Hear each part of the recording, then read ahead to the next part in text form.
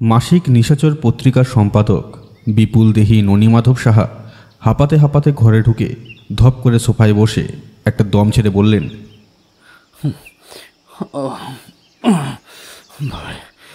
মশাই, কি যে সর্বনাশ হয়ে গেল! এমনটি যে হতে পারে আমি স্বপ্নেও ভাবিনি। মেঘনাথ তখন জালনার ধারে চৌকিটায় বসে নিশাচরের সর্বশেষ প্রকাশিত সংখ্যাটির পাতা উল্টাচ্ছিল।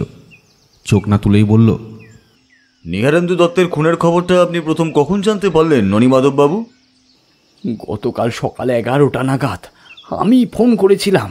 ওর গোয়েন্দা উপন্যাস মুখ ও মুখোশের শেষ কিস্তির লেখাটার তাগাদায় ফোন করলো নিহারেন্দুবাবুর ভাইপো বিকাশ দত্ত। তার কাছে খবরটা শুনে আমি তো যাকে বলে একেবারে হতবম্ব। সে অবশ্য ঠিক বলতে চায়নি, বলেছিল কাকা গত রাতে ঘুমের মধ্যে হার্ট ফেল করেছে। শুনে আমার কেমন একটা খটকা লাগলো মশাই। তাই আর দেরি না করে থানায় গিয়ে একেবারে পুলিশ সঙ্গে নিয়েই হাজির হলাম। সেখানে গিয়ে শুনলাম নিহারেন্দুবাবুর পারিবারিক চিকিৎসকও মৃত্যুটাকে স্বাভাবিক বলে ডেথ সার্টিফিকেট দিতে রাজি হননি। মেঘনাথ এর মধ্যে তার নিশাচর আমার হাতে চালান করে দিয়েছে। এবার সোজা হয়ে বসে বলল, আপনার কি মনে হয় ওর মতন একজন লেখককে খুন করে কারোর কি কোনো লাভ আছে? কার কি লাভ বলতে পারবো না মশাই, তবে আমার লোকসান শতকরা 100 ভাগ। গত প্রায় 1 বছর যাবৎ নিশাচরের পাতায় ওর গোয়েন্দা উপন্যাস মুখ ও মুখোশ পত্রিকায় কাটতি প্রায় 3 গুণ বাড়িয়ে দিয়েছিল। বলতে বলতে ননীমাধব বাবুর কণ্ঠস্বর বিষণ্ণতায় ভারী হয়ে এলো।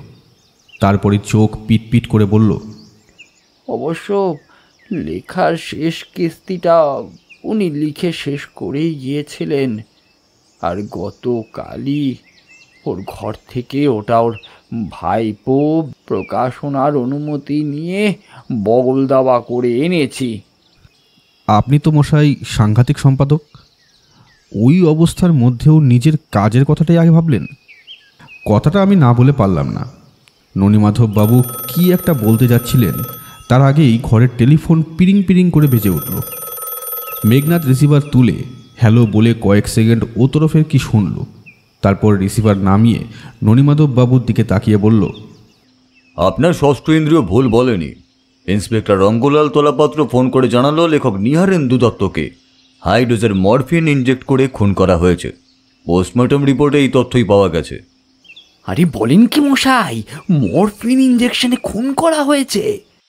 বলতে বলতে ননীমাধব সাহা তার ওই ভারী শরীরটা নিয়েও তিরিং করে লাফিয়ে উঠলেন। তারপর বললেন, সত্যি সত্যি আশ্চর্য মশাই। হ্যাঁ, নিহারেন্দুবাবুর গোয়েন্দা উপন্যাসেও ওই একই কায়দায় খুন করেছে। মেঘনাথ উঠে দাঁড়িয়ে বলল, আর দেরি না করে এক্ষুনি একবার বউবাজারে সনাতন শিল লেন থেকে ঘুরে আসা খুবই দরকার। ইন্সপেক্টর তলাপাত্র ওখানেই আছেন। আয় অর্ণব, চলে আয়। পকেট টেপ রেকর্ডারটা হাতে নিয়ে আমিও উঠে দাঁড়ালাম।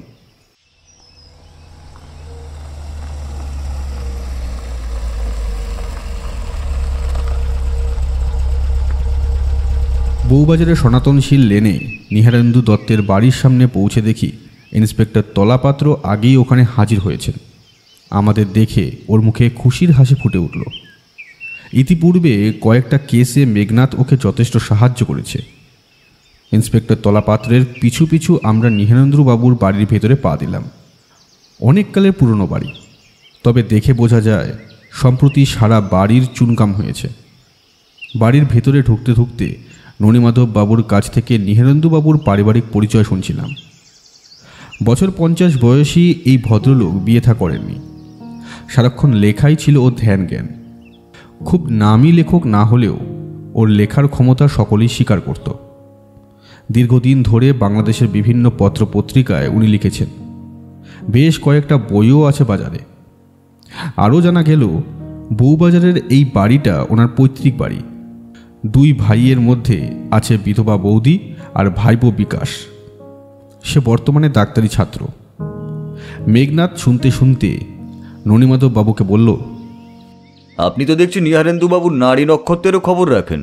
হে হে করে হেসে ননীমাধব সাহা বললেন, ওর সঙ্গে সম্পর্কটা কি আজকের নাকি মশাই? হ্যাঁ, সেই কবেকার। কথা বলতে বলতে আমরা ইতিমধ্যে বাড়ির ভেতরে প্রবেশ করেছি। নীহারেন্দু দত্ত পাশাপাশি দুটি ঘর নিয়ে থাকতেন। একটা শোবার ঘর, অন্যটা বসার জন্য ব্যবহার হতো। ঘরে তালা দিয়ে গতকাল থেকেই ঘরের সামনে পুলিশ পোস্টিং করে রাখা হয়েছে। আমাদের দেখে কনস্টেবল তালা খুলে সেলুট করল। মেঘনাথই প্রথম ঘরের মধ্যে পা দিল। আসলে গতকাল যখন খুনের খবরটা দিয়ে ইন্সপেক্টর তলাপাত্র মেঘনাথকে ফোন করেছিল, তখন ও বিশেষ কাজে কলকাতার বাইরে ছিল। আজই সকালে ফিরেছে। আর তারপরই ননীমাধব সাহার কাছ থেকে ফোন আসে। তিনি তার গোয়েন্দা লেখকের হত্যা রহস্য উদ্ধারে রহস্যবেদী মেঘনাথ ভরদ্বাজের সাহায্য চান। তারপরই মেঘনাথ খুনটা সম্পর্কে ইন্টারেস্টেড হয়ে ওঠে।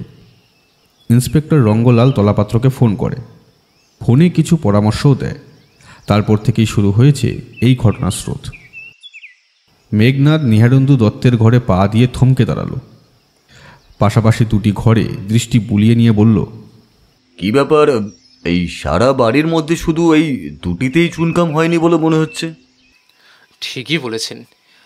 কাকামুনি চাইতেন না এই ঘর দুটি কোনো রকমভাবেই হাত দেওয়া হোক, তাহলে নাকি ওর অনেক জরুরি কাগজপত্র হারিয়ে যেতে পারে।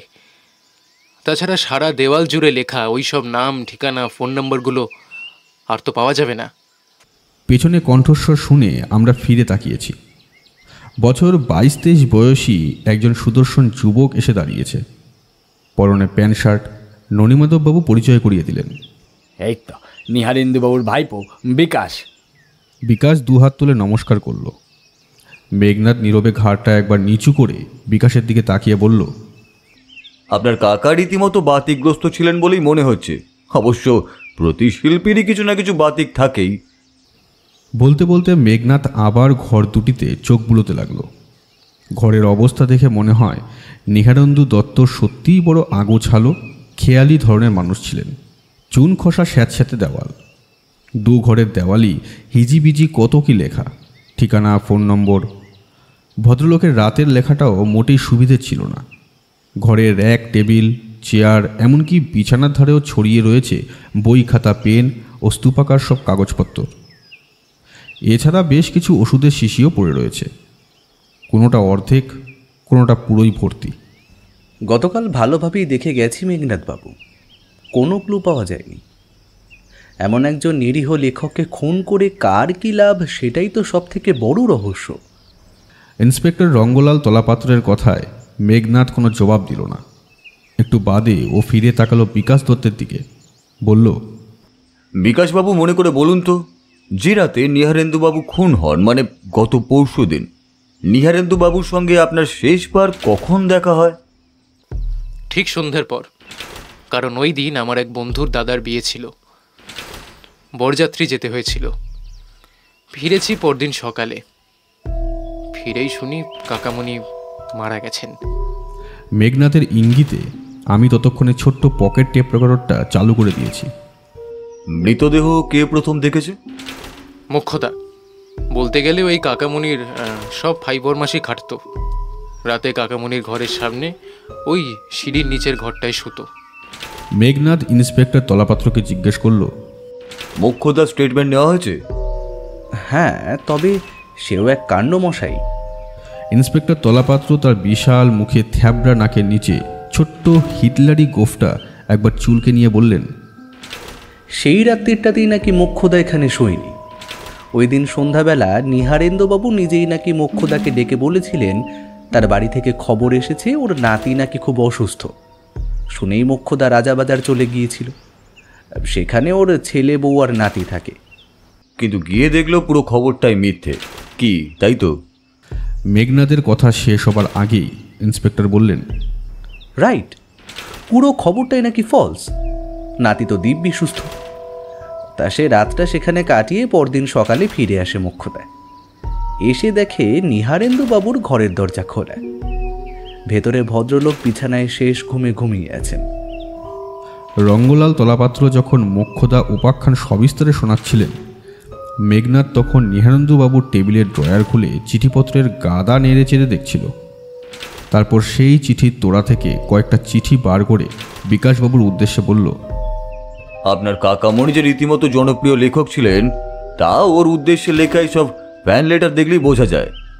হ্যাঁ, কাকামুনির কাছে ওর ভক্ত পাঠকেরা প্রায় চিঠি দিত, লোকজনের আনাগোনাও লেগেই থাকতো।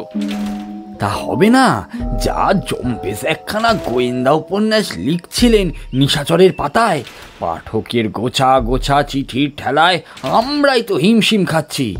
অথচ কেউ কি বিশ্বাস করবে? জীবনেই প্রথম তিনি গোয়েন্দা কাহিনী লিখছেন। শুনে রীতিমতো অবাক হলাম। বললাম, তাই নাকি? প্রথম গোয়েন্দা উপন্যাসই এত জনপ্রিয়তা? আর বলেন কেন অর্ণব বাবু, ভেবেছিলাম এই লেখাটা শেষ হবার সঙ্গে সঙ্গে ওকে আরও একটা ধারাবাহিক গোয়েন্দা কাহিনী লেখার অনুরোধ করব, কিন্তু মানুষ ভাবে এক আর হয় আর এক। রীতিমতো একটা দীর্ঘশ্বাস ফেলে ননীমাধব সাহা বললেন, ইতিমধ্যে মেঘনাথ নিহারেন্দু দত্তের চিঠির গোছা থেকে গোটা কয়েক চিঠি বের করে ইন্সপেক্টর তলাপাত্রের অনুমতি নিয়ে নিজের পকেটে পুরে ফেলেছে। ননীমাধব সাহার কথা শেষ হলে মেঘনাথ বলল, চলুন এখনকার মতো ফেরা যাক, তবে যাবার আগে মোক্ষদার সঙ্গে আমি একবার নিজে কথা বলতে চাই। মোক্ষদাকে আমি এক্ষুনি ডাকছি। বলেই ঘর থেকে বেরিয়ে গেল বিকাশ। মেঘনাথের দু চোখে ফুটে উঠেছে গভীর চিন্তার ছায়া। বৃদ্ধ মোক্ষদার সঙ্গে কথা বলে অতিরিক্ত বিশেষ কিছু জানা গেল না, তবে ওর কান্না ভরা কণ্ঠস্বর শুনে এটুকু বোঝা গেল নিহারেন্দু দত্তকে সে সত্যিই ভালোবাসত। বারবার শুধু একটা কথাই ঘুরিয়ে ফিরিয়ে বলছিল, এমন এমন আপন বলা মানুষকে কে এভাবে মেরে ফেললো গো? উনি তো কারোর সাথে পাশে থাকতেন না, তবে কেন এমন বেঘরে প্রাণটা দিতে হলো কেন? মোক্ষদার কাছ থেকে আরও জানা গেল নিহারেন্দু বাবুর শরীরটা ইদানিং মোটেই ভালো যাচ্ছিল না। তার ওপর রোজই কোনো না কোনো ডাক্তারের সঙ্গে পরামর্শ করে ওষুধ খাওয়ার বাতিক তো ছিলই। এর প্রমাণও আমরা তার ঘরের বিভিন্ন রকম ওষুধের অসংখ্য শিশি থেকে পেয়েছি। ফেরার সময়ে মেঘনাথ বিশেষ করে মৃত্যুর আগের দিন নিহারেন্দুবাবু যে সেগুলো খুঁজে বের করে ইন্সপেক্টর তলাপাত্রের হাতে দিল সেই ডাক্তারদের সঙ্গে কথা বলার জন্য। এর মধ্যে দুজন অ্যালোপ্যাথ, একজন হোমিওপ্যাথ। এসব কাজ শেষ করে আমরা সবাই সেদিনের মতো ফেরার পথ ধরলাম। সেদিন গাড়িতে বসে ফিরতি পথে মেঘনাথ শুধু একটা কথাই বিড়বিড় করছিল, সে রাতে কে নিহারেন্দু বাবুকে ইচ্ছাকৃত মিথ্যা খবর দিয়েছিল মোক্ষদাকে সরিয়ে দেওয়ার জন্য? সে কি নিহারেন্দু বাবুর খুবই পরিচিত কেউ? কি বা তার উদ্দেশ্য? তবে কি সেই খুনি? আমি জানি রহস্যভেদের প্রশ্নমালা সবেমাত্র শুরু হয়েছে, এর উত্তর পাওয়ার সময় এখনো আসেনি।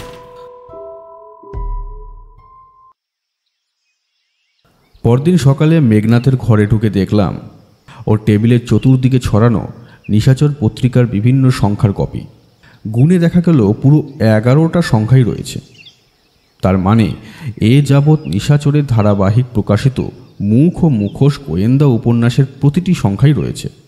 মেঘনাথ কি এখন এই উপন্যাসটা নিয়েই গবেষণা শুরু করেছে? দেখো তো বন্ধু, এই চিঠিটার কোনো গুহ্য অর্থ খুঁজে পাও কিনা? অন্য মনস্কতা ভেঙে দেখি মেঘনাথ চেয়ারে বসে হাসি হাসি মুখে আমার দিকেই তাকিয়ে আছে। ওর হাতে ধরা একটা খামের মুখ ছেঁড়া চিঠি। গতকাল নিহারেন্দুবাবুর ঘর থেকে আনা কোনো ফ্যান লেটার বুঝি? চিঠিটা হাত বাড়িয়ে নিতে নিতে বলি, হ্যাঁ, ইনি একজন স্পেশাল ফ্যান। চিঠিটা না হয় একবার পড়েই দেখো। ততক্ষণে খামটা হাত বাড়িয়ে নিয়ে ভেতরে সাদা কাগজে লেখা চিঠিটা বার করে ফেলেছি। প্রেরকের নাম কোথাও নেই, সাদা পৃষ্ঠায় কয়েক লাইন লেখা মাত্র, শ্রী নিহারেন্দু দত্ত।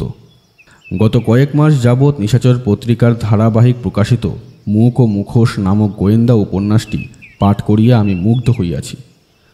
বাংলা সাহিত্যে এমন উচ্চ মার্গের গোয়েন্দা উপন্যাস বোধ করি আজ পর্যন্ত লেখা হয় নাই।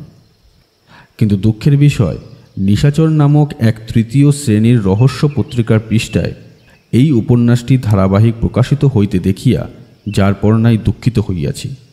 আমার প্রস্তাব, উপন্যাসটি আপনি আগামী সংখ্যা হইতেই নিশাচরে প্রকাশ করা বন্ধ করুন। আমি যে কোনো সম্মান মূল্যের বিনিময়ে নিজে এটি পুস্তকাকারে প্রকাশিত করিতে ইচ্ছুক। ইহার জন্য নিশাচরকে ক্ষতিপূরণ বাবদ দেয় অর্থ আমি পুরোপুরি ব্যয় করিব। আশা করি আপনার মহৎ সৃষ্টির জন্য ইহা অপেক্ষা উত্তম প্রস্তাব আর হইতে পারে না। আপনি সম্মত হইলে এই টেলিফোন নম্বরে রিং করুন। ইতি আপনার জৈনিক গুণমুগ্ধ পাঠক। আমি চিঠিটা পড়া শেষ করে তাকাতেই মেঘনাথ বলল, কিছু বুঝলে বন্ধু অর্ণব সেন? এই কথাটা তো বুঝতে অসুবিধা হয় না যে ধারাবাহিক মুখ ও মুখোশ পত্রদাতার এত পছন্দ হয়েছে যে ওটি সে নিজে পুস্তকাকারে প্রকাশ করতে চায় এবং এজন্য অকাতরে অর্থ ব্যয় করতে রাজি। আর কিছু? স্বভাবতই পত্রদাতা ধনী ব্যক্তি, হয়তো বা নিহারেন্দুবাবুর পরিচিত, তাই প্রত্যাখ্যানের আশঙ্কায় আগে থেকে নিজের পরিচয় প্রকাশ করতে চান না, অথবা তিনি একজন নামজাদা লোক, তাই একই কারণে নিহারেন্দুবাবু তার প্রস্তাবে সম্মত হবার আগে নিজেকে চেনাতে চান না। মেঘনাথ এবার উঠে দাঁড়িয়ে পায়চারি শুরু করলো, তারপর থমকে দাঁড়িয়ে বলল, তোর কথায় যুক্তি আছে অর্ণব, তবু কোথায় যেন একটা ফাঁক থেকেই যাচ্ছে। তুই কি খামটা লক্ষ্য করেছিস? হ্যাঁ, কোনো পোস্টাল স্ট্যাম্প নেই। তার মানে চিঠিটা কেউ নিজে এসে কিংবা লোক মারফত বাড়ির লেটার বক্সে ফেলেছে। তাহলে কি বলতে চাস পত্র প্রেরক আশেপাশেই থাকে, কিন্তু টেলিফোন নম্বর তো সে কথা বলে না? ঠিক বলেছিস। মেঘনাথ হঠাৎ যেন সূত্র খুঁজে পেল। টেলিফোন ভবনে খোঁজ করলেই ওই নাম্বারের মালিকের নাম পাওয়া যাবে, আর তার আগে ইন্সপেক্টর রঙ্গলাল তলাপাত্রকে একবার ফোন করা দরকার। সনাতনশীল লেনে নিহারেন্দুবাবুর ঘরটাতে আরও একবার তল্লাশিও করা দরকার। কিন্তু মেঘনাথ টেলিফোনে হাত দেওয়ার আগেই টেলিফোনটা সশব্দে বেজে উঠল। রিসিভার কানে দিতেই ওদিক থেকে ভেসে এলো নিশাচর পত্রিকার সম্পাদক ননী মাধব সাহার উত্তেজিত কণ্ঠস্বর।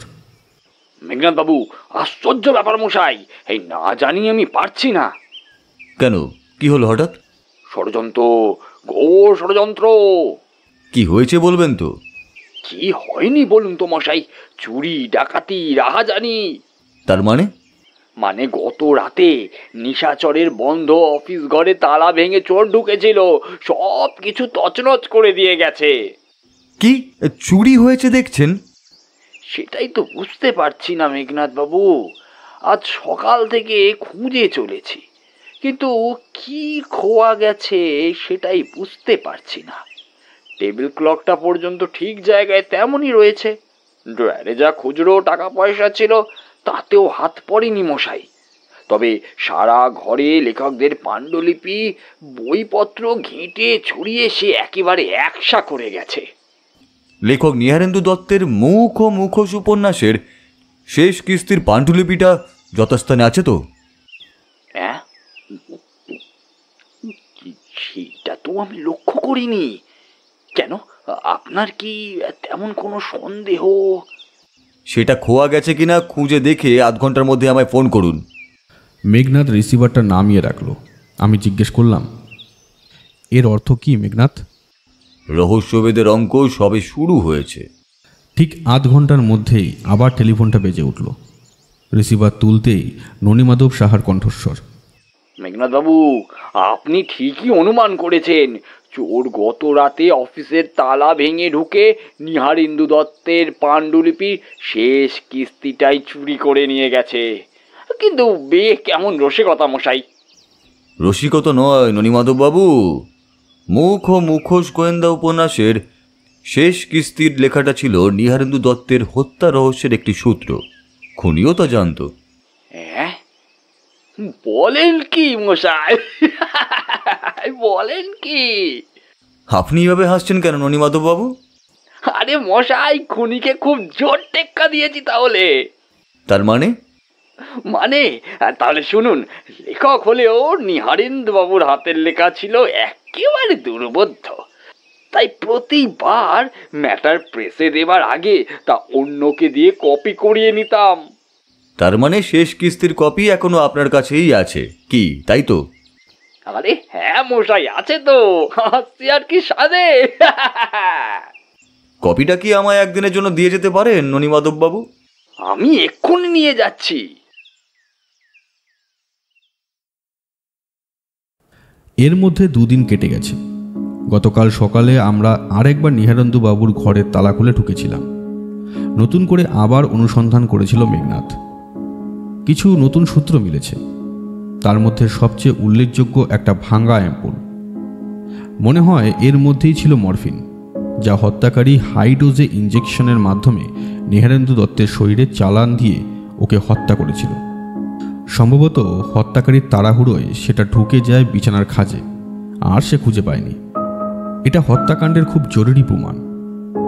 মেঘনাথ সেটি ইন্সপেক্টর তলাপাত্রের হাতে দিয়েছে তাতে আঙ্গুলের ছাপ এবং সেটির ব্যাচ নম্বর অনুযায়ী কোন ওষুধের দোকান থেকে তা বিক্রি হয়েছে তা খুঁজে বের করতে। এছাড়া আরেকটা জিনিসও গতকাল চোখে পড়েছে, সেটিও কম জরুরি নয়। তা হলো নিহারেন্দু বাবুর ঘরের দেয়ালে তার নিজের হাতে লেখা সেই টেলিফোন নম্বরটি, যা লেখা ছিল নিহারেন্দু বাবুর কাছে পাঠানো সেই পরিচয় গোপনকারী পত্রদাতা চিঠিতে, যিনি নিহারেন্দু বাবুকে নিশাচর ধারাবাহিক তার মুখ ও মুখোশ উপন্যাসটি বন্ধ করে দেওয়ার অনুরোধ করেছিলেন এবং প্রস্তাব পাঠিয়েছিলেন তিনি নিজে তার যে কোনো মূল্যের বিনিময়ে বই আকারে প্রকাশ করবেন।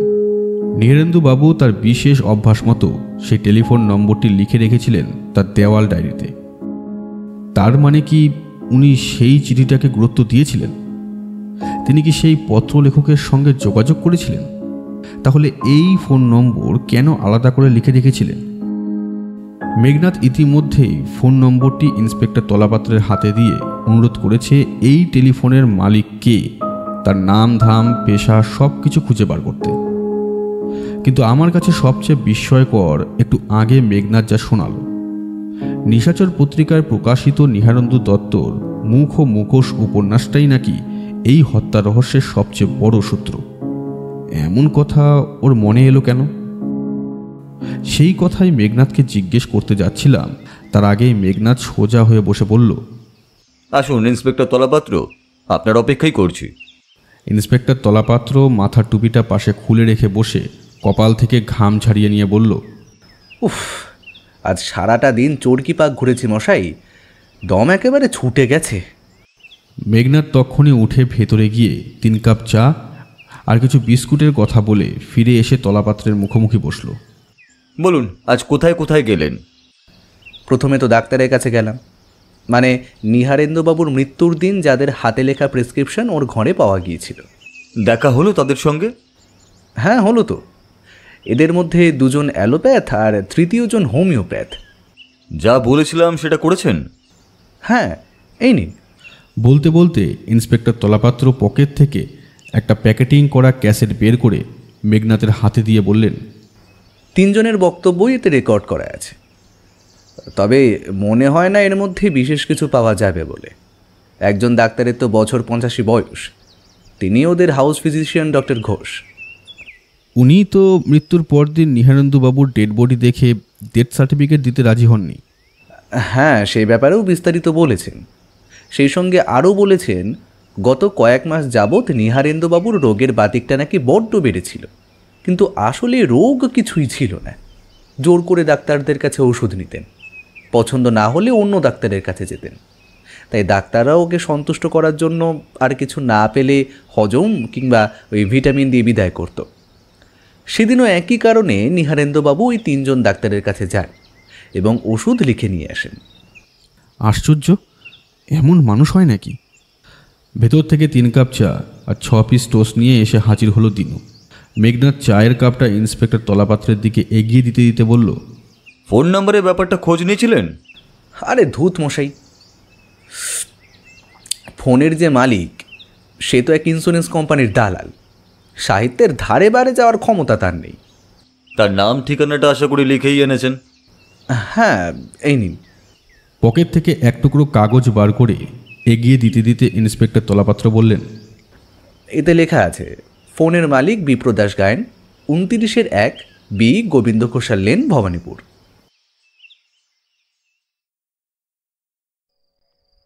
আমরা এখন এসে দাঁড়িয়েছি 29/1 বি গোবিন্দ ঘোষাল লেনের সেই বাড়িটার সামনে। ভবানীপুরের এক অপরিসর গলি। এখন সন্ধ্যা নামছে, রাস্তায় খুব বেশি লোকজন চোখে পড়ছে না। বাড়িটা বেশ পুরনো। আসলে এই এলাকার সব বাড়ি পুরনো আমলের।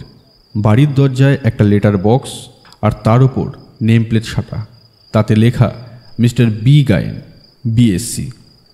আজকের দিনেও কেউ তার নামের শেষে বিএসসি ডিগ্রিটা জাহির করে গর্ববোধ করে, এমন মানুষ আর দেখেছি জর্ণ? হ্যাঁ, ঠিক বলেছিস। এসব লোক মনের গভীরে হীনমন্যতায় ভোগে, তবে মনে হচ্ছে আমরা ঠিক জায়গাতেই পৌঁছেছি। বলতে বলতে দরজার ওপর দিকে কলিং বেলের পুশটা ও টিপে দিল। একটু বাদেই দরজাটা খুলে গেল। সামনে দাঁড়িয়ে একজন মাঝবয়সী লোক। আইকে কাকে চাই? বিপ্রদাসবাবু বাড়ি আছেন? কর্তা বাবু না তো, অফিসের কাজে বেরিয়েছেন, ফিরতি তো রাত হবে। আপনারা কোথা থেকে আসছেন বাবু? টালিগঞ্জ থেকে। একটুও চিন্তা না করে মেঘনাদ গুল মারল। আমি বিপ্রদাসবাবুর কাছে ইন্স্যুরেন্সের একটা পলিসি করেছি কিনা উনিই বলেছিলেন আজ এসে রিসিপ্টটা নিয়ে যেতে।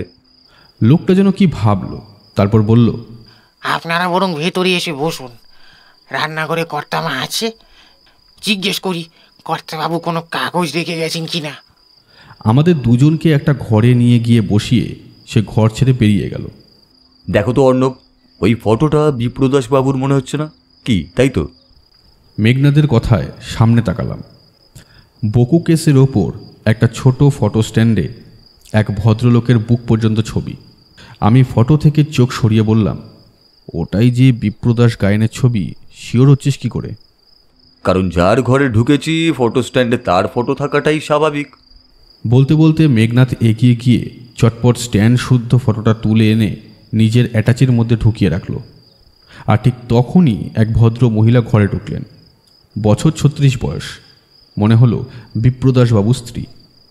শুনলাম আজ আপনাদের ইন্স্যুরেন্স পলিসি রিসিপ্ট পাবার কথা ছিল, কিন্তু উনি তো তেমন কোনো কাগজ রেখে যাননি। রমেন রায়, আমার নামই পলিসি। ভদ্রমহিলা একটু যেন অবাক হয়েছেন মনে হলো। একটু থেমে বললেন, কিন্তু উনি তো এমন করেন না। এসব ব্যাপারে উনি খুবই কথার দাম রাখেন। আসলে কিছুদিন যাবৎ খুব ঝামেলায় জড়িয়ে রয়েছেন, তাই হয়তো। বাড়ির কারুর অসুখ বিসুখ বুঝি? না না, তা নয়। ব্যাপারটা আমিও ঠিক জানি না। মাস কয়েক যাবতই দেখছি ডাক্তার আগরওয়াল ওকে ফোন করছেন। ডক্টর আগরওয়ালকে? এবারও মেঘনাদের প্রশ্নের ধরনে বিশেষ কোনো আগ্রহ ফুটে উঠল না। ডক্টর আগরওয়ালের নার্সিংহোমেই তো উনি আগে চাকরি করতেন, সেখান থেকে ইন্স্যুরেন্স কোম্পানির এজেন্সিটা ধরেন। তারপর এ কাজে এত ব্যস্ত হয়ে পড়লেন, চাকরিটা না ছেড়ে আর উপায় রইল না। তবে এখন ওখানে চাকরি না করলেও ডক্টর আগরওয়ালের সঙ্গে সম্পর্কটা এখনও ভালো রয়েছে। মেঘনাদ এবার উঠে দাঁড়ালো, ভদ্র মহিলাকে নমস্কার জানিয়ে বলল, আজ আর বসে লাভ নেই, আমি বরং পরে ফোন করে একদিন নয় আসবো। রাস্তায় হাঁটতে হাঁটতে প্রশ্ন করলাম, কি বুঝলি মেঘনাদ? মেঘনাদ মুচকি হেসে হেয়ালি করল, হালুম করে যে কোন সুরে গায়েন, সে গান লেখে কে? বিপ্রদাস গায়েন। পারিবারিক ইতিহাস।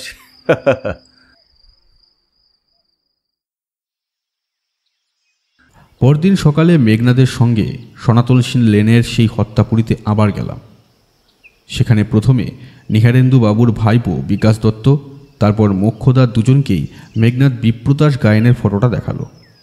ফটো দেখে দুজনেই বলল, হ্যাঁ, গত কয়েক মাস যাবৎ এই লোকটা প্রায়ই আসতো নিহারেন্দু বাবুর কাছে।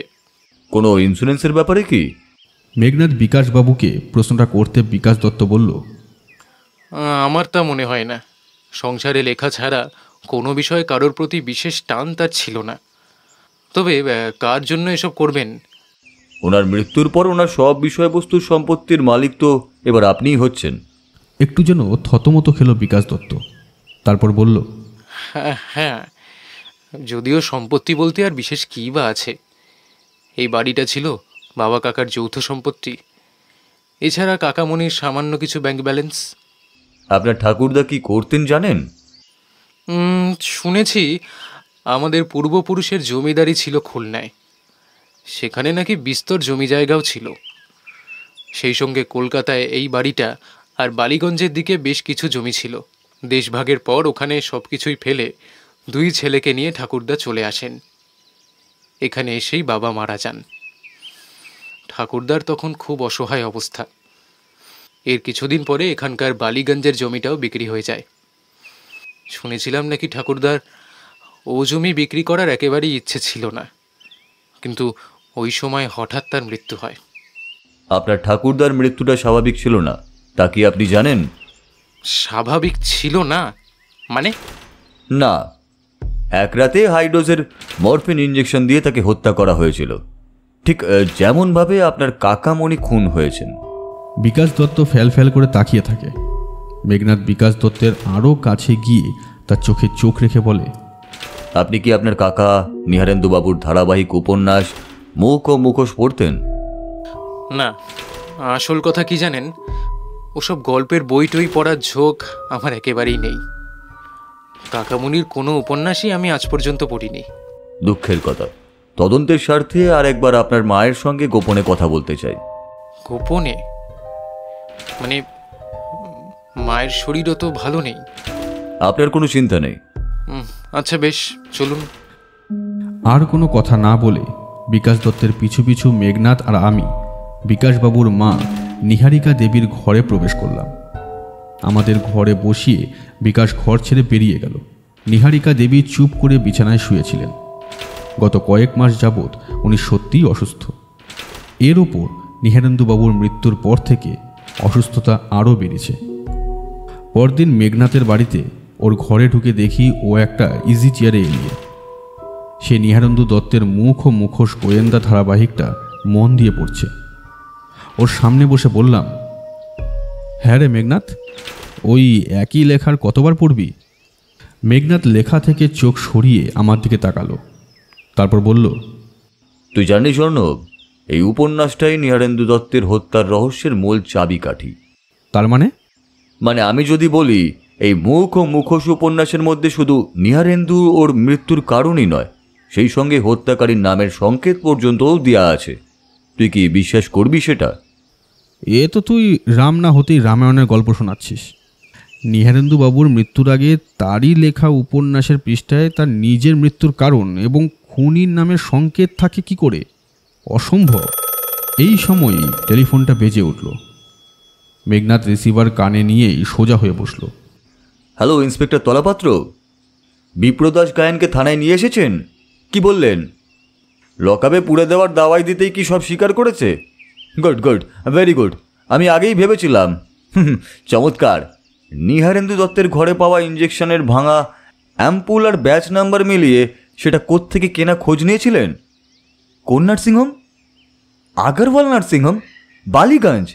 Thank you. হ্যাঁ, জাল এবার গুটিয়ে ফেলতেই হবে। কাল সকাল 11টা নাগাদ আমরা যাব। আচ্ছা।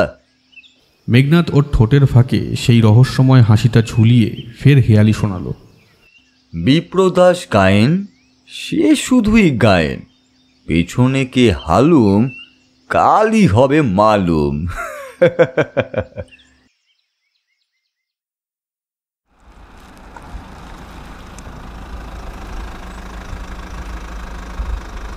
সকাল 11টা বেজে 5 মিনিট নাগাদ পুলিশ জিপ নিঃশব্দে এসে দাঁড়ালো দক্ষিণ কলকাতার বিখ্যাত আগরওয়াল নার্সিংহোম থেকে বেশ কিছুটা দূরে। জিপ থেকে সাদা পোশাক পুলিশেরা নেমে ঘিরে দাঁড়ালো নার্সিংহোমের আশেপাশে। শুধুমাত্র আমরা 3 জন এগিয়ে চললাম নার্সিংহোমের গেটের দিকে।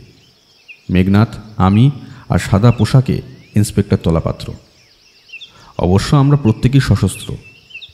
ঝকঝকে 3 তলা বাড়ি, দারুণ ডিজাইনের তৈরি আগরওয়াল নার্সিংহোম। দরজা পেরিয়েই সামনে রিসেপশন কাউন্টার। সেখানে এক সুন্দরী সুবেশা তরুণী বসে। আমাদের দেখে তরুণী কেতা দুরস্ত ভঙ্গিতে মিষ্টি হেসে বলল, ইয়েস, বলুন। ইন্সপেক্টর তলাপাত্র গম্ভীর মেজাজে বললেন, আমরা থানা থেকে আসছি। ডক্টর রাজেশ আগরওয়ালকে খবর পাঠান, আমরা জানি উনি এখানেই আছেন। মেয়েটি থতমত খেয়ে কি যেন বলতে গেল, কিন্তু তার আগেই দাবড়ে উঠলেন রঙ্গলাল তলাপাত্র। আমাদের হাতে বেশি সময় নেই, কিন্তু এক্ষুনি ডেকে পাঠান। ঠিক তখনই রিসেপশন কাউন্টারের ইন্টারকম টেলিফোনটা বেজে উঠল। তরুণী রিসেপশনিস্ট ইন্টারকমের বোতাম টিপতেই ওপাশ থেকে অস্পষ্ট কণ্ঠস্বর ভেসে এলো, ভেতরে পাঠিয়ে দাও।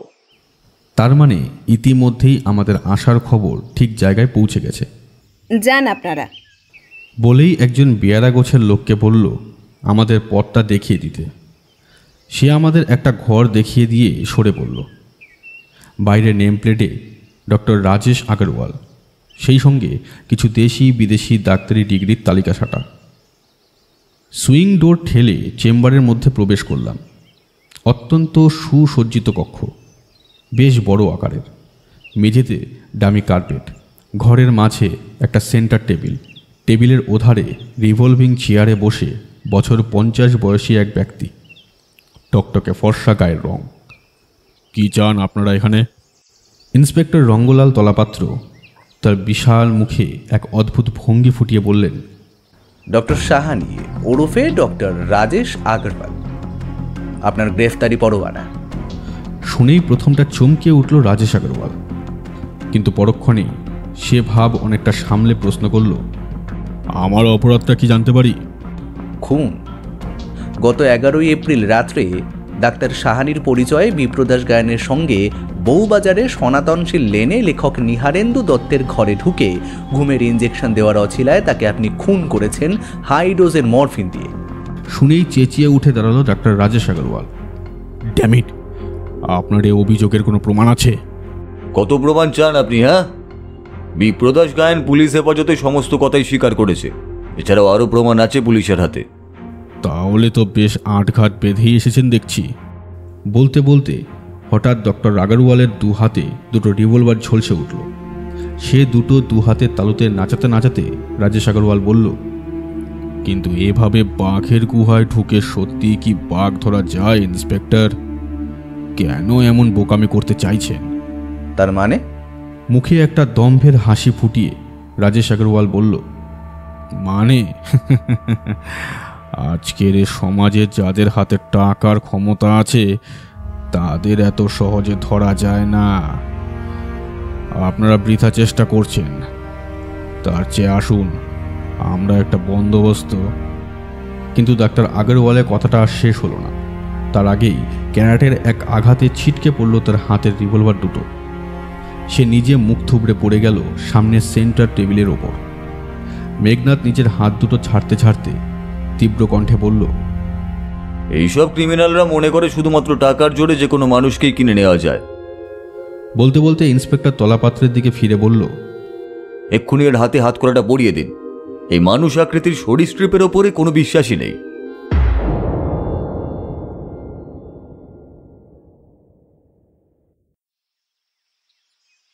মেঘনাথের ড্রয়িং রুমে বসে গোয়েন্দা লেখক নিহারেন্দু দত্তের হত্যা রহস্যের বিশ্লেষণ শুনছিলাম।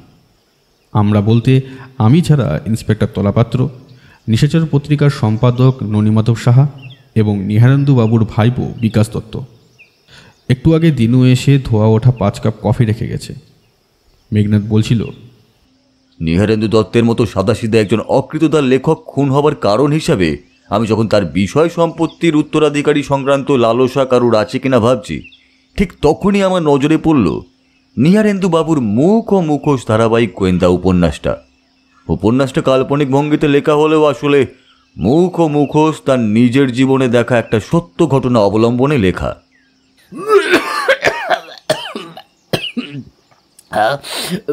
সত্য ঘটনা অবলম্বনে লেখা? ননীমাধব কফিতে চুমুক দিতে গিয়ে বিষম খেলেন। কই, এমন কথা তো উনি আমায় কখনো আগে বলেননি।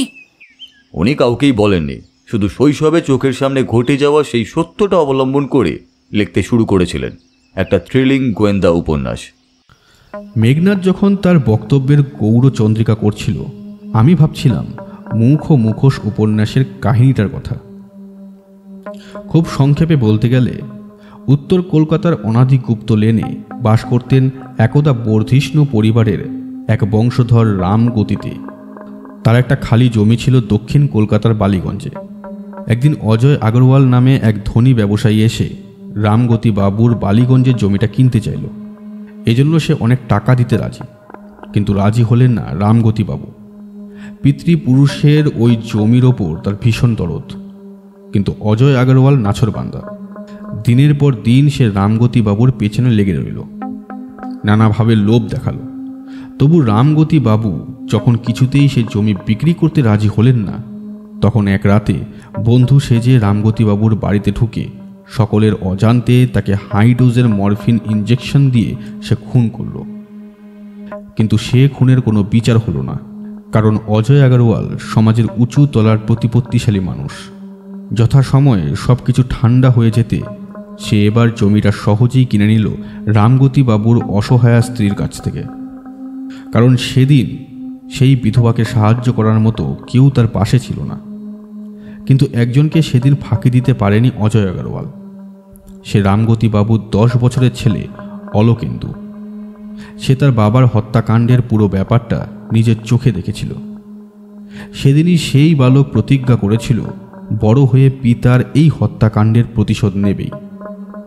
ইতিমধ্যে অজয় আগরওয়াল বালিগঞ্জের সেই জমিতে একটা বিশাল নার্সিংহোম বানিয়ে ফেলল। নাম দিল এ নার্সিংহোম। নার্সিংহোমের ব্যবসার আড়ালে সেখানে চলতে লাগলো যত পাপ আর ব্যভিচার। আর এসব কাজের মূল হোতা বৃদ্ধ অজয় আগরওয়াল আর তার ছেলে ডক্টর ধরম দাস। মুখ ও মুখোশ কাহিনীতে লেখা হয়েছে কিভাবে অলোকেন্দু বড় হয়ে তার পিতার মৃত্যুর শোধ নিল এবং এ নার্সিংহোমের আড়ালে নোংরা ব্যবসার চক্রান্তটাকে গুড়িয়ে দিল। ভাবতে ভাবতে অন্যমনস্ক হয়ে পড়েছিলাম। হঠাৎ মেঘনাথের কথায় চমক ভাঙল।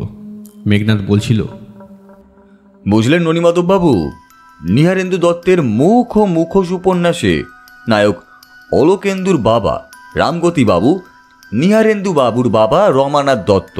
এমনকি রমানাথ বাবুর মৃত্যুটাও হুবহু উপন্যাসের কাহিনীর মতোই ঘটেছিল। তার কাছ থেকে বালিগঞ্জের জমিটা দখল করার জন্যই এই রাজেশ আগরওয়ালের বাবা বিজয় আগরওয়াল 40 বছর আগে রমানাথ দত্তকে এক রাতেই হাই ডোজের মরফিন দিয়ে খুন করেছিল। আশ্চর্য! সত্যি আশ্চর্য এই হত্যা রহস্যের পটভূমিকা। 40 বছর আগে 10 বছরের বালক নিহারেন্দু দত্ত যে হত্যাকাণ্ড নিজের চোখে দেখেছিলেন তার নিজের লেখা উপন্যাসের নায়কের মতোই তা তার মনে প্রতিশোধ স্পৃহা জাগিয়ে তুলেছিল। কিন্তু স্বভাবের দিক থেকে নিহারেন্দু বাবু গড়ে উঠেছিলেন একজন নির্বিরোধী লেখক হিসেবে। তাই তিনি পারেননি নিজের কাহিনীর নায়ক অলোকেন্দুর মতো শয়তানের বিরুদ্ধে জেহাদ ঘোষণা করতে। পরিবর্তে হাতে তুলে নিয়েছিলেন কলম, যা তলোয়ারের চেয়েও ধারালো অস্ত্র। সমস্ত ঘটনার বিবরণ দিয়ে নিশাচরের পৃষ্ঠায় শুরু করেছিলেন এক ধারাবাহিক গোয়েন্দা উপন্যাস মুখ ও মুখোশ। এমনকি সে উপন্যাসে আইন বাঁচিয়ে যতটা সম্ভব স্থান, কাল, ঘটনা, পাত্র, পাত্রী প্রকৃত বিবরণও লিখতে শুরু করলেন। আর তখনই নিহারেন্দু বাবুর জীবনও ঘনিয়ে এলো তার বাবার জীবনেরই পরিণতি। আসল শয়তানরা ভয় পেল। তাদের মুখোশ খুলে যাবার ভয় তারা এই লেখা বন্ধ করতে চাইল। তা না পেরে শেষে লেখককেই খুন করল। কিন্তু এই খুনের সুযোগটা খুনি পেল কি করে? তাহলে এই চক্রান্তের গোড়ার কথাটাও একটু বলতে হয়। চক্রান্তটা শুরু হয়েছিল মাস 4 আগে। আগরওয়াল নার্সিংহোমের বৃদ্ধ মালিক বিজয় আগরওয়াল একদিন নিজের নাতির কাছে নিশাচরে প্রকাশিত মুখ ও মুখোশ উপন্যাসের কিছুটা অংশ শুনে চমকে উঠলেন। তারপর নিজে পত্রিকার কপিগুলো সংগ্রহ করে পড়ে রীতিমতো ভীত হলেন। কি উদ্দেশ্যে উপন্যাসটি লেখা তা বুঝতে তার আর কোনো অসুবিধাই হলো না। এরপর বিজয় আগরওয়ালের ছেলে রাজেশকে ডেকে ব্যাপারটা বলল। রাজেশও মুখ ও মুখোশের সেই পর্যন্ত লেখা অংশটা পড়েই সব বুঝল। রাজেশ শয়তানি বুদ্ধি এবং কর্মে তার বাবার চেয়েও পটু। সে তার বাবার ইতিহাসও জানত। তার মনে হলো আইন বাঁচিয়ে লেখা হলেও এই উপন্যাস তাদের বংশের যাবতীয় পাপ আর নার্সিংহোমের সব কেলেঙ্কারি ফাঁস করে দিতে পারে। সুতরাং এক্ষুনি ধারাবাহিক বন্ধ করা দরকার। এ কাজে সে সহযোগী হিসেবে বেছে নিল একদা তার নার্সিংহোমের কর্মী, বর্তমানে এক ইন্স্যুরেন্স কোম্পানির এজেন্ট বিপ্রদাস গায়েনকে। রাজেশ আগরওয়ালের পরিকল্পনা মতো বিপ্রদাস গায়েন প্রথমে পরিচয় গোপন করে নিহারেন্দু বাবুর ঠিকানায় চিঠি পাঠিয়ে অনেক টাকা টোপ দিয়ে তার ধারাবাহিক উপন্যাসটা বন্ধ করার চেষ্টা করল। সে কাজে সে বিফল হয়ে সে শুরু করল পরিকল্পনার দ্বিতীয় পর্যায়ের কাজটি। ভক্ত পাঠক সেজে নিহারেন্দু দত্তের কাছে যাতায়াত শুরু করলো, তাই তো? হ্যাঁ, এটাই শিল্পীর জীবনের সবচেয়ে বড় দুর্লভ অংশ। শিল্পীর সৃষ্টিকর্মকে যে মানুষ কদর করে, শিল্পীও তাকে একান্ত আপন মনে করে কাছে টেনে নেয়। এক্ষেত্রেও তাই হলো। রাজেশ আগরওয়ালের এজেন্ট বিপ্রদাস এসে মিশে গেল নিহারেন্দু বাবুর সঙ্গে। সুযোগ খুঁজতে লাগলো কিভাবে নিহারেন্দু বাবুকে পুরোপুরি সরিয়ে ফেলা যায়। সুযোগ মিলল। নিহারেন্দু দত্তের ডাক্তার বাতিকের কথা আমরা ইতিমধ্যেই জেনেছি। এই সুযোগটাই কাজে লাগালো বিপ্রদাস। ভালো ডাক্তার আনার ছুতো করে এক রাতে রাজেশ আগরওয়ালকে ডাক্তার সাহানি সাজিয়ে এনে হাজির করলো নিহারেন্দু বাবুর ঘরে। তার আগেই পরিকল্পনা মতো মোক্ষদাকেও সরিয়ে দেওয়া হয়েছে। এরপর আপনারা তো নিজেরাই বুঝতে পারছেন, ঘুমের ওষুধ দেওয়ার নাম করে হাইড্রোজেন মরফিন ইনজেক্ট করে বাবা বিজয় আগরওয়ালের ইতিহাসের পুনরাবৃত্তি ঘটালো ছেলে রাজেশ। মেঘনাদ চুপ করল। কয়েক মুহূর্তে ভারী হয়ে রইল ঘরের বাতাস। তারপর নিহারেন্দু বাবুর ভাইপো বিকাশ বলল, কিন্তু আপনি খুনিকে খুঁজে বার করলেন কিভাবে? মেঘনাদ এবার উঠে দাঁড়িয়ে সারা ঘরে পায়চারি করতে করতে বলল, কয়েকটা সূত্রের সাহায্যে। আমার প্রথম নজর কেড়েছিল নিহারেন্দু বাবুর চিঠিপত্রের মধ্যে সেই অদ্ভুত চিঠিটা, যেখানে একটা ধারাবাহিক উপন্যাস বন্ধ করার জন্যে এক পরিচয় গোপনকারী পত্রদাতার উদ্গ্র আগ্রহ প্রকাশ পেয়েছে। এরপর আপনার বিধবা মায়ের কাছে আপনাদের পারিবারিক ইতিহাস জেনে নিয়ে ধারাবাহিক মুখ ও মুখোশ ভালো করে খুঁটিয়ে পড়তেই এ কাহিনীর সঙ্গে আপনার ঠাকুরদার জীবন এবং অতীতের ঘটনার মিল খুঁজে পেলাম। এরপর শুধু সূত্র ধরে অঙ্ক কষার পালা। বিপ্রদাসকে খুঁজে থানায় এনে চাপ দিতেই সে সব স্বীকার করল। এছাড়া নিহারেন্দ্রবাবুর ঘরে পাওয়া ভাঙা অ্যাম্পুলে আঙুলের দাগ আর ব্যাচ নাম্বার থেকে আগরওয়াল নার্সিংহোমের রাজেশ আগরওয়ালকে চিনে নিতে অসুবিধা হলো না। ধন্য ধন্য রহস্যবেদী ভরদ্বাজ, ধন্য। বলতে বলতে ওই বিশাল শরীর নিয়েও এবার তিরিং করে লাফিয়ে উঠলেন ননীমাধব সাহা। হেই, আমার কিন্তু আর একটা আর্জি ছিল মেঘনাদ বাবু।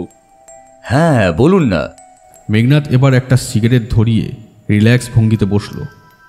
এই মানে বলছি কি, এই সামনের সংখ্যাতেই তো নিহারেন্দু দত্তের মুখ ও মুখোশের শেষ কিস্তি লেখাটা বেরিয়ে যাবে। আর তারপরে সংখ্যা থেকে যদি লেখক নিহারেন্দু বাবুর সমগ্র হত্যা তদন্তটা নিয়ে আপনি নিজেই একটা ধারাবাহিক গোয়েন্দা উপন্যাস লেখেন। আমি? হ্যাঁ, মানে এর জন্যে আমি আপনাকে। আরে দূর মশাই, যার কাজ তারই সাজে, বুঝলেন? আমার কাজ রহস্যভেদ করা, রহস্যের জাল বোনা নয়।